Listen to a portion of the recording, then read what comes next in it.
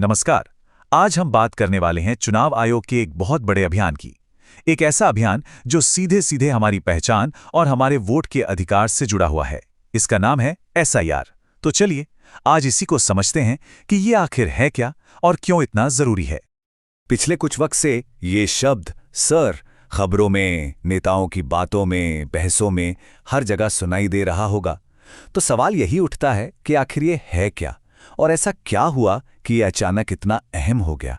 चलिए आज इसकी पूरी पड़ताल करते हैं।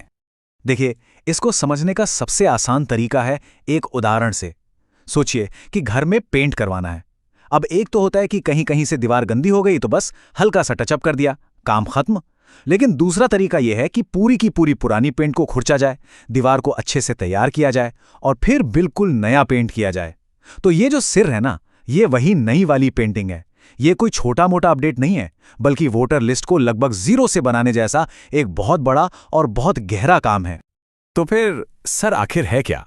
जैसा कि नाम से ही जाहिर है, ये एक बहुत ही गहन घर घर जाकर वेरिफिकेशन करने की प्रक्रिया है और इसका मकसद एक बिल्कुल नई और साफ सुथरी वोटर लिस्ट तैयार करना। अगर इसकी औपचारिक परिभाषा देखें तो SIR का मतलब है स्पेशल इंटेंसिव रिवीजन। ये एक फोकस्ड और टाइम बाउंड प्रक्रिया है जिसमें बूथ लेवल के अधिकारी, जिन्हें हम BLOs कहते हैं, घर घर जाकर हर एक वोटर का वेरिफिकेशन करते हैं। और ये सब क्यों हो रहा है?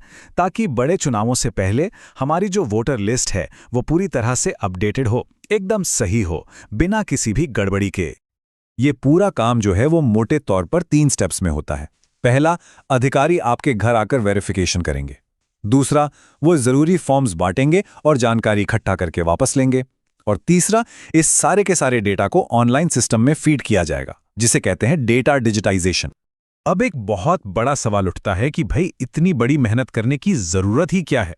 इसका जवाब छिपा है हमारे लोकतंत्र की बुनियाद में और एक बिल्कुल सटीक वोटर लिस्ट की अहमियत में। तो साई का सबसे पहला मकसद है एक ऐसी वोटर लिस्ट बनाना जिसमें कोई गलती ना हो, जो एकदम एरर फ्री हो।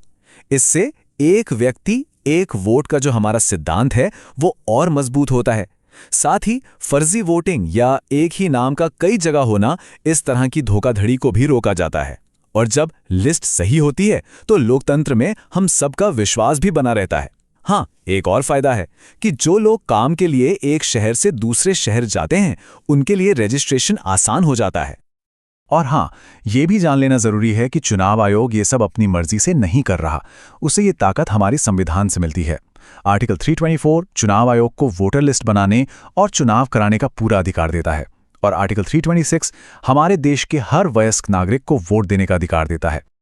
लेकिन जब भी कोई इतना बड़ा अभियान होता है तो उसके साथ कुछ विवाद और चिंताएं भी जुड़ी जाती हैं। तो अब जरा कहानी के उस हिस्से पर आते हैं जहां आंकड़े, काम की रफ्तार और इससे जुड़ी कुछ गहरी चिंताएं सामने आती हैं। जरा इस आंकड़े पर गौर कीजिए। 12 राज्यों और केंद्र शासित प्रदेशों में कुल मिलाकर 50.97 करोड़, मतलब लगभग 51 करोड़ वोटर्स का वेरिफिकेशन होना है। सोचिए, ये कितना बड़ा, कितना विशाल अभियान है। अब बात करते हैं रफ्तार की, जो वाकई हैरान करने वाली है। सिर्फ 20 दिनों के अंदर अंदर करीब 99% फॉर्म बांटे जा चुके हैं। गोवा और लक्षद्वीप जैसे छोटे राज्यों ने तो 100% का टारगेट भी पूरा कर लिया है। और उत्तर प्रदेश और पश्चिम बंगाल जैसे बड़े राज्यों में भी काम लगभग पूरा हो चुका है। बहुत तेजी से हुआ ये काम। लेकिन यहाँ कहानी में एक ट्विस्ट है। जहां फॉर्म बांटने का काम बुलेट ट्रेन की रफ्तार से हुआ, वहीं उस डेटा को ऑनलाइन अपलोड करने की रफ्तार थोड़ी धीमी है। कुल मिलाकर अभी तक सिर्फ 47% डेटा ही डिजिटाइज हो पाया है। लक्षद्वीप और गोवा यहां भी आगे हैं, पर केरल और उत्तर प्रदेश जैसे राज्य इस मामले में काफी पीछे चल रहे हैं। जो लोग इस प्रक्रिया का समर्थन कर रहे हैं, उनका तर्क बिल्कुल साफ है। उनका मानना है कि ये एक बहुत जरूरी कदम है। इससे फर्जी और डुप्लीकेट वोटर्स लिस्ट से हटेंगे और सिर्फ असली भारतीय नागरिक ही वोट डाल पाएंगे, जिससे हमारा लोकतंत्र और भी मजबूत होगा। वही दूसरी तरफ जो लोग इसकी आलोचना कर रहे हैं, उनकी भी अपनी कुछ बहुत गंभीर चिंताएं हैं। सबसे बड़ा डर यह है कि ये जो पूरी डॉक्यूमेंटेशन की मुश्किल प्रक्रिया है, उसकी वजह से कहीं ऐसा ना हो कि जो हाशिए पर मौजूद समुदाय हैं, प्रवासी मजदूर हैं या जो लोग अस्थायी तौर पर कहीं और रह रहे हैं, उनका नाम ही लिस्ट से कट जाए। कुछ लोगों को तो ये भी शक है कि ये कहीं नागरिकता का एक छिपा हुआ टेस्ट तो नहीं है, मतलब एक तरह का NRC, जिससे एक बहुत बड़े तबके के वोट देने का अधिकार ही छिन सकता है। तो इन सारे तर्कों, विवादों और चिंताओं के बीच रास्ता क्या है? एक्सपर्ट्स का मानना है कि इस पूरी प्रक्रिया को और बेहतर बनाया जा सकता है। ऐसा बनाया जा सकता है कि ये ज़्यादा पारदर्शी और समावेशी हो, मतलब किसी को भी पीछे न छोड़े। इसे मजबूत करने के लिए कुछ ठोस सुझाव भी हैं, जैसे डॉक्यूमेंट्स की नीतियां ऐसी हों जिसमें ज़्यादा से ज़्यादा लोग शामिल हो सकें। मान लीजिए निवास प्रमाण के लिए आधार को भी मान लिया जाए। टेक्नोलॉजी का इस्तेमाल किया जा सकता है, जैसे एआई से ये पता लगाना कि कहीं अचानक बहुत सारे नाम तो लिस्ट से नहीं कट गए। और सबसे ज़रूरी, जो वंचित समूह हैं उनके लिए खास कैंप लगाए जाएं ताकि कोई भी इस प्रक्रिया से बाहर ना रह जाए। और आखिर में ये पूरी बात हम सब पर, यानी देश के आम नागरिकों पर आती है। एक मजबूत लोकतंत्र में सरकार और चुनाव आयोग की तो जिम्मेदारी है ही, लेकिन हम सब की भी एक बहुत बड़ी भूमिका है। ये बात हमेशा याद रखनी चाहिए कि लोकतंत्र में सबसे बड़ी ताकत एक नागरिक का वोट ही होता है।